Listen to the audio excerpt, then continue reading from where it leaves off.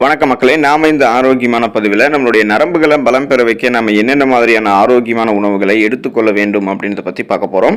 இன்றைய தலைமுறையினர் இந்த நரம்பு சம்மந்தப்பட்ட பிரச்சனையால் மிகவும் அவதிப்படுறாங்க. இதன் மூலமாக அவங்களுக்கு எழுதும்போது கைகளில் நடுக்கம் ஏற்படுவது, பொதுவாகவே உடல் சோர்வடைவது, களைப்பு, தலைவலி, நிலை தடுமாற்றம், கால் மற்றும் கைகளில் இருக்கக்கூடிய நரம்புகள் இழுக்கக்கூடிய தன்மை போன்ற பிரச்சனைகள்லாம் உண்டாகுது. பொதுவாக நரம்புகள் பலம் பெற வேண்டும் என்று நினைக்கிறவங்க நரம்புகளுக்கு அதிகமாக ஊட்டச்சத்து அளிக்கக்கூடிய உணவுகளை எடுத்துக்கொள்ள வேண்டும். அப்போதான் நமக்கு அந்த ஊட்டச்சத்து குறைபாடு நீங்கி நரம்புகள் நமக்கு வலுவாக இருக்கும். ஸோ அப்போ நரம்புகளை பலப்படுத்திக்க என்னென்ன மாதிரியான உணவுகளை எடுத்துக்கொள்ள வேண்டும் அப்படின்றத பற்றி ஒவ்வொன்றா தெளிவாக விளக்கமாக பார்ப்போம். அதை பற்றி பார்க்கறதுக்கு முன்னாடி நாம் இந்த வீடியோக்கு ஒரு லைக் கொடுத்துட்டு தகவலை உங்களுக்கு தெரிஞ்சவங்களுக்கும் ஷேர் பண்ணிடுங்க. இது போன்ற அப்டேட்ஸ்களை நீங்கள் தொடர்ந்து பார்க்கறதுக்கு நம்மளுடைய ஹெல்த் நியூஸ் தமிழ் சேனலை சப்ஸ்கிரைப் பண்ணிட்டு பக்கத்தில் இருக்கக்கூடிய பெல் பட்டனையும் கிளிக் பண்ணி ஆல் அப்படின்ற ஆப்ஷனையும் செட் பண்ணி வச்சுக்கிட்டீங்க அப்படின்னா நான் போடக்கூடிய எல்லா அப்டேட்ஸும் உங்களுக்கு நோட்டிஃபிகேஷனோட அடிக்கடி வந்து சேரும். சரி வாங்க மக்களே, இப்போ வீடியோக்குள்ளே போயிடலாம். அத்திப்பழத்தை நம்ம நரம்புகள் பலம் பெறுவதற்கு எடுத்துக்கொள்ளலாம். அத்திப்பழம் சாப்பிடுவதால் நரம்புகளுக்கு வலிமை கிடைக்குது. உடல் பலத்தை அதிகரிக்கக்கூடிய சக்தி அத்திப்பழத்துக்கு உண்டு. அத்திப்பழத்தை தொடர்ந்து நம்ம சாப்பிடும் போது ஒரு பழமோ அல்லது 2 பழமோ, உலர வைக்கப்பட்ட அத்திப்பழமோ அல்லது ஃப்ரெஷ்ஷாக இருக்கக்கூடிய அத்திப்பழமோ எப்படி எடுத்துக்கிட்டாலும் நம்முடைய நரம்புகள் புத்துணர்ச்சி பெறுவதோடு நரம்புகளுக்கு பலத்தை அத்திப்பழம் கொடுக்கும். ஸோ நம்முடைய நரம்புகளை ரெஃப்ரெஷ்மெண்ட்டாக வைக்கும். அதே போல் நம்மளுடைய நரம்புகளை ஸ்ட்ராங்காகவும் அத்திப்பழம் வைக்கும். அத்திப்பழம் சாப்பிடும்போது நரம்பு தளர்ச்சி போன்ற நரம்புகள் சார்ந்த பலவிதமான பிரச்சனைகளை சரி பண்ணிக்கொள்ளலாம். பிரண்டையை நரம்புகள் பலம் பெறுவதற்கு எடுத்துக்கொள்ளலாம். உடல் நரம்புகளை நன்கு வலுப்படுத்தக்கூடிய சக்தி பிரண்டைக்கு உண்டு. பிரண்டையை உணவுல சேர்த்துக் கொள்ளும் போது உடலுக்கு பலம் தருவதோடு மட்டுமல்லாம பிரண்டை நரம்புகளையும் வலுப்படுத்துகிறது. அது மட்டும் இல்லாம பிரண்டையை வாரத்தில் 2 முறை நம்ம சாப்பிடும் போது நரம்பு சம்பந்தப்பட்ட பிரச்சனைகளை வராமல் நம்ம முன்னாடியே தடுக்க முடியும். ஸோ அதுக்காக நம்ம பிரண்டை எடுத்துக்கொள்ளலாம். நரம்பு சார்ந்த பிரச்சனைகள் வந்ததுக்கு அப்புறம் குணப்படுத்துவதை விடவும் வராமல் முன்னாடியே தடுக்கிறதுக்கு பிரண்டை போன்ற உணவுகளை நம்ம எடுத்துக்கொள்ளலாம். மாதுளம் பழம் சாப்பிடும் போது நரம்புகள் நமக்கு பலம் பெற ஆரம்பிக்கும். நரம்பு மண்டலம் ஆரோக்கியமாக இருக்கிறதுக்கு மாதுளம்பழம் சாப்பிடுவது மிகவும் நல்லது. மாதுளம்பழம் சாப்பிடும்போது உடல் சூடு தணிக்கப்பட்டு உடலுக்கு குளிர்ச்சி தரும் மாதுளம்பழம். இந்த மாதுளம்பழம் நம்முடைய நரம்பு சார்ந்த பிரச்சனைகளை சரி செஞ்சு உடலையும் பலப்படுத்துகிறது. இது நரம்புகளை நமக்கு மாதுளம்பழம் வலுப்படுத்தும். ஸோ நரம்பு தளர்ச்சி போன்ற எந்த விதமான நரம்பு சார்ந்த பிரச்சனையும் இல்லாமல் இருக்கிறதுக்கு பழங்கள்ல மாதுளம்பழத்தையும் எடுத்துக்கொள்ளலாம். நரம்புகள் பலம் பெற வேண்டும் என்று நினைக்கிறவங்க நெல்லிக்காயை தங்களுடைய உணவுகளை சேர்த்துக்கலாம். நெல்லிக்காயை பற்றி தெரியாதவங்க இருக்கவே மாட்டாங்க. நெல்லிக்காய் சாப்பிடும்போது உடலுக்கு தேவையான ஸ்ட்ரென்த், அந்த பலத்தை நெல்லிக்காய் நமக்கு கொடுக்குது. நெல்லிக்காய் சாப்பிடும் போது நம்மளுடைய நரம்பு மண்டலம் வலுப்பெற ஆரம்பிக்கும். ஸோ நம்மளுடைய நர்வ் சிஸ்டம் ரொம்ப ஸ்ட்ராங்காக ஆகும். இந்த நெல்லிக்காய் நம்ம சாப்பிட்டோம் அப்படின்னா உடலுக்கு நோய் எதிர்ப்பு சக்தி, அதாவது இம்யூன் பவர் நெல்லிக்காய் கொடுக்கும். மேலும் இது நரம்பு தளர்ச்சி போன்ற நரம்புகள் சார்ந்த பலவிதமான பிரச்சனைகளை வராமலும் தடுக்கும். ஸோ அதுக்கு நம்ம தினமும் ஒரு நெல்லிக்காய் அப்படின்னு சொல்லக்கூடிய அளவுகளில் நெல்லிக்காய் எடுத்துக்கலாம். நெல்லிக்காய் ஜூஸ் வாரத்தில் ஒரு தடவையாவது எடுத்துக்கொள்ளும் போது நரம்புகள் நமக்கு பலம் பெற ஆரம்பிக்கும்.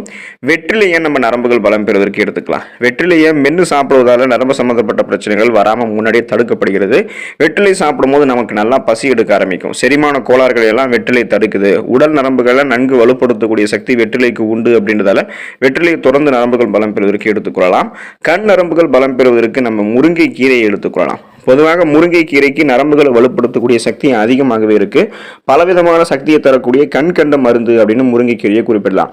வாரத்திற்கு 3 முறை முருங்கை கீரையை சமைத்து சாப்பிடுவதால நரம்புகளுக்கு முருங்கைக்கீரை பலத்தை கொடுத்து நரம்பு சம்பந்தப்பட்ட அந்த பிரச்சனைகளை வராமல் தடுக்கிறது. முருங்கைக்கீரை எடுத்துக்கொள்ளும் போது கண் நரம்புகளை பாதிக்கக்கூடிய செல்களை போயிட்டு அந்த முருங்கைக்கீரை தடுத்துரும். அதில் இருக்கக்கூடிய சத்துக்கள் எல்லாமே. ஸோ முருங்கைக்கீரை சாப்பிடும்போது கண் நரம்புகள் பலம் பெறும்.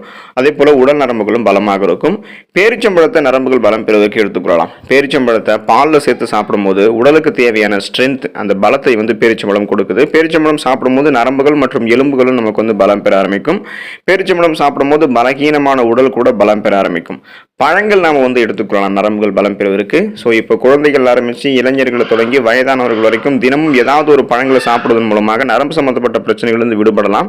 ஸோ ஏதாவது ஒரு பழங்களை சாப்பிடணும். அப்படி அவங்க எந்த பழமாக இருந்தாலும் சரி அதை எடுத்துக்கொள்ளும் போது நரம்புகள் அவங்களுக்கு பலமாக இருக்கும். கீரைகள் பழங்களைப் போலவே நரம்புகள் பலம் பெறுவதற்கு எடுத்துக்கொள்ளலாம்.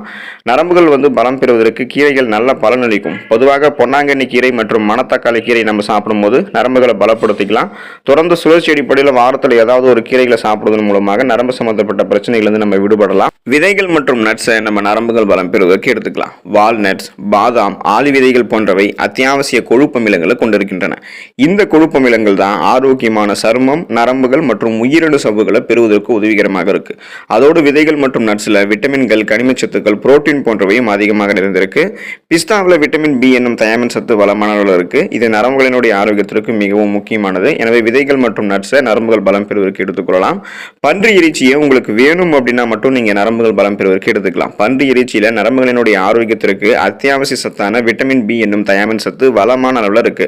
மேலும் பன்றி இறைச்சியில பொட்டாசியம், பாஸ்பரஸ், புரோட்டீன் போன்றவையும் அதிகமாக நிறைந்திருக்கு. மாதத்துல 4 தடவை, அதாவது வாரத்துல ஒரு தடவை பன்றி இறைச்சியை உங்களுடைய உணவுகளை சேர்த்துக் கொள்ளும் போது நரம்புகள் உங்களுக்கு வந்து பலம் பெறும்.